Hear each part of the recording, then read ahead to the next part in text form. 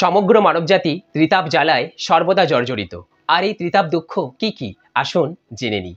প্রথম হলো আধিদৈবিক। প্রচণ্ড শীত, গ্রীষ্মের প্রচণ্ড দাবদাহ, ঝড় বৃষ্টি সহ বিভিন্ন রকমের প্রাকৃতিক দুর্যোগ থেকে যে কষ্ট আমরা পাই তাকে বলা হয় আধিদৈবিক ক্লেশ। দ্বিতীয় হলো আধিভৌতিক, অর্থাৎ অন্য কোনো জীব থেকে পাওয়া দুঃখ। যেমন ধরুন বিভিন্ন প্রকারের ভাইরাস, সাপে কামড়ানো, কুকুরে কামড়ানো অথবা অন্য কোনো মানুষের থেকে পাওয়া কষ্ট, এদেরকে বলা হয় আধিভৌতিক ক্লেশ।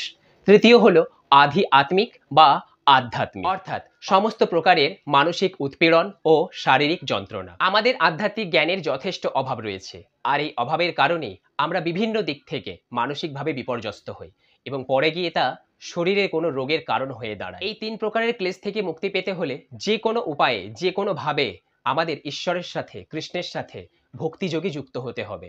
তাহলেই এই তিন প্রকার ক্লেশ থেকে মুক্তি পাওয়া সম্ভব। হরে কৃষ্ণ।